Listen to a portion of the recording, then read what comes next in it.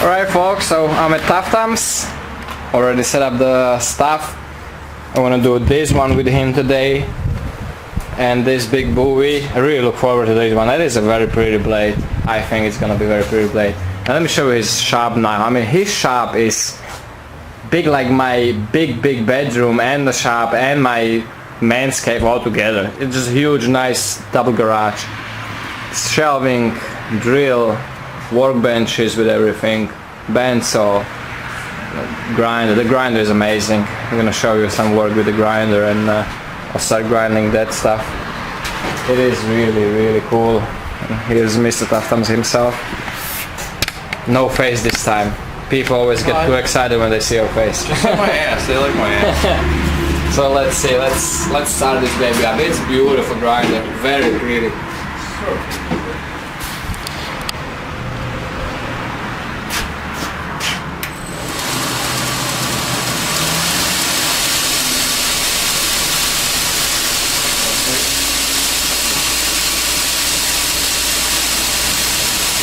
I don't need to wear a mask there.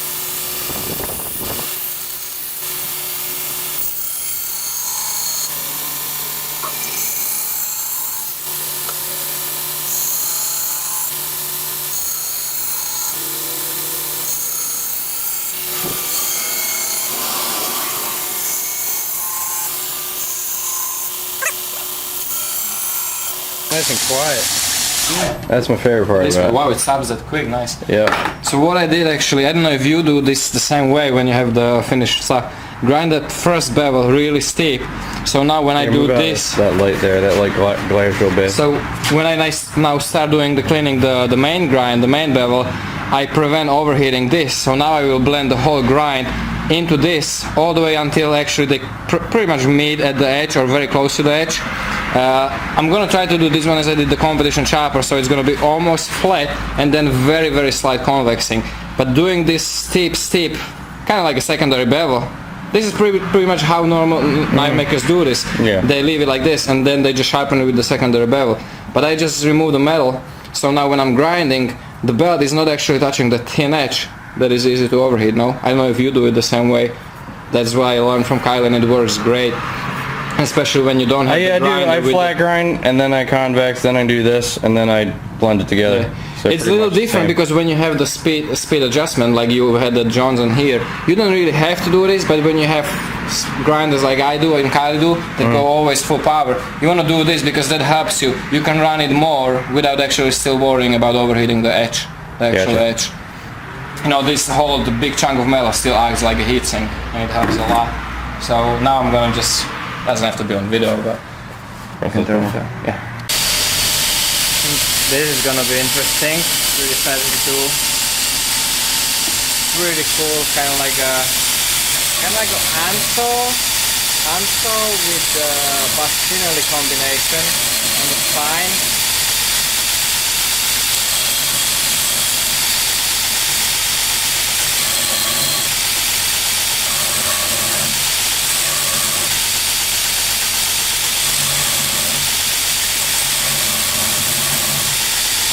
Everything goes right into me.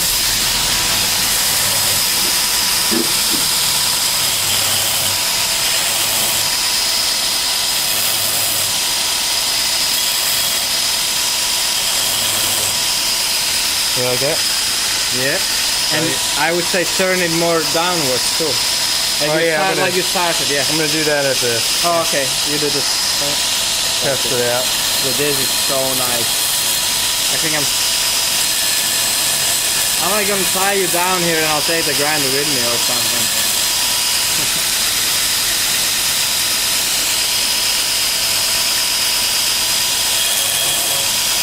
Did you have to make it so sharp? It's not. I'm kidding.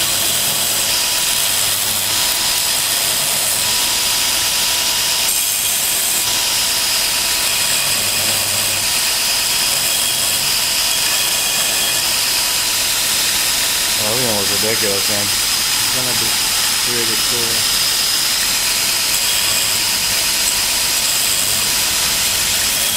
Tack another 100 on this one. Say again? Could tack another 100 on this one. Been nothing fancy jumping.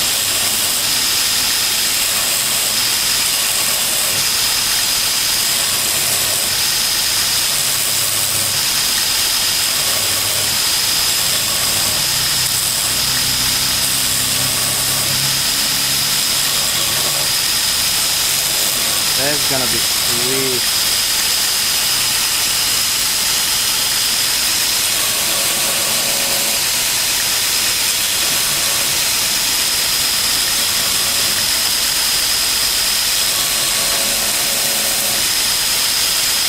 And once Jeff's gonna get replacement wheels, smaller wheels, small diameter on that, is gonna be really ridiculous. Yeah, that's the attachment. So it goes down through here, underneath this wheel. And then smaller wheels, pretty much any diameter here. And the belt goes opposite right there. So you kinda, it's like, imagine a drum wheel. You know, those drum wheels what we use, sanding drums in the drill presses, imagine that on like bazillion steroids. 72 inches on there. It won't bend, it won't fucking burn so fast. And 1.5 horsepower. Alright. We swapped to 100 ceramic actually, and it leaves much cleaner little groove. It's doing the same thing, still cuts really well because we have very small surface area with the grinding on the corner. So it still cuts really well, but leaves the cuts a lot smoother. I think actually on this type of thing you could actually even get away with like 180, but I have only one and I want to leave that here for finishing the blade when we do the finish grind. But that could work really well. This 180 really leaves a very smooth finish. That's actually what is on the blade now, on the blade itself. Very smooth. Zev is doing the rock pattern on the handle. I did the handles and shaped them by canvas micarta. It's gonna go, riffing is gonna go really well with that, with the kind of rock pattern on the spine of the Bowie.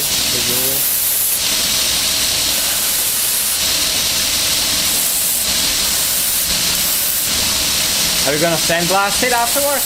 What do you think? Yeah, why not? How does micarta look when you sandblast it? Never did it before. Never did it? We'll try it. It's not gonna do anything bad to it.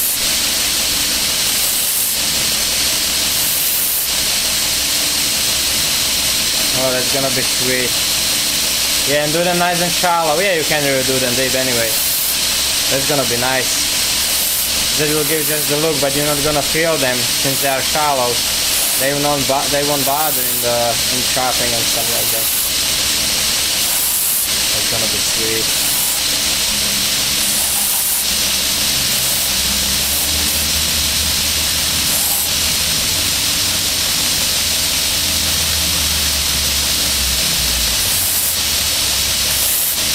And that's how you do the rock pattern. Simple as that. No science. I mean, well, not usually with this thing now. I mean, with this thing, it's a hell of a lot easier. Yeah. Doing it by hand. Everything with this thing is a hell of a lot easier. Yeah. You go ahead and spend $3,000 and go ahead and do that. Right. Exactly. Yeah.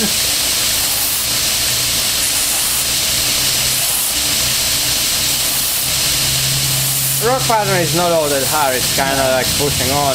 But you know what, guys, if you were doing this with a drummer or with the sanding drums, you would have a hell of a time doing it on micarta. It's a pain in the ass. Micarta clogs up the belt and the drums and everything. It's pretty tough. It's different than G10. Very, very different. So we'll see. Hopefully, yeah, it should be soon. The blade is ready. Handle is getting done, so soon you're gonna see it. Alright folks, so what are we gonna call it? What's finish? Tuff-Gav Bowie. Tuff-Gav Bowie. Everything we do is Tuff-Gav automatically.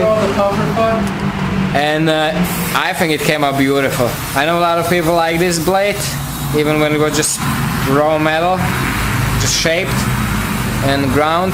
But now it's just, I think it turned out really sweet. Nice, very fine siding finish. It's beautiful work with that grinder. Really nice to work with, pleasure to work with that thing.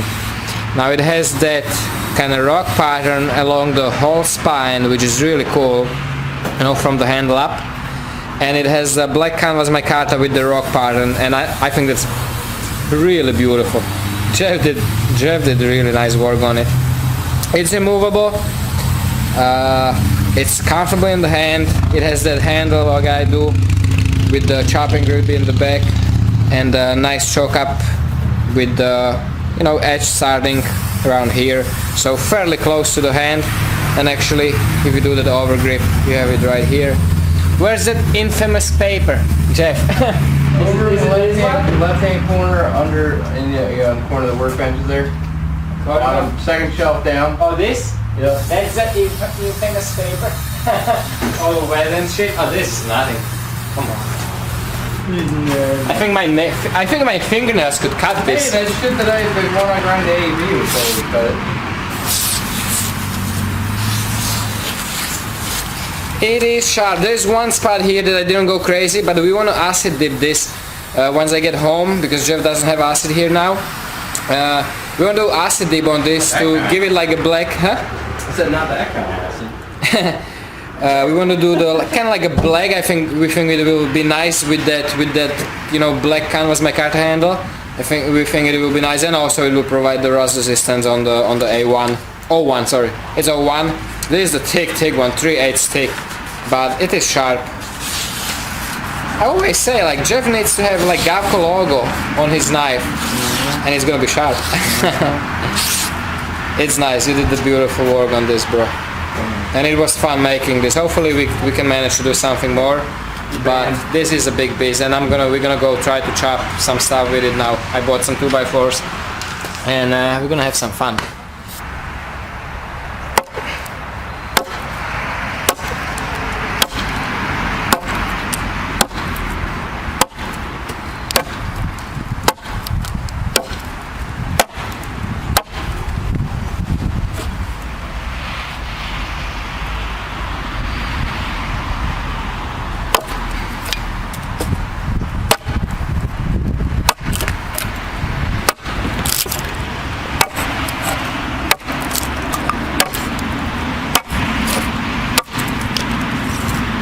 This Bowie is insane. It is very nice grind. It's same thing what I did on the competition chopper. It's pretty much flat with super small shallow convexing, very small, and then the convex edge that is very lean in here in this section, little stronger here, and even a little stronger here. So it's definitely a good chopper. I might actually have to thicken it up. It might be a little too fine. I see some micro rolling of the edge, but it's just like crazy performer at this point.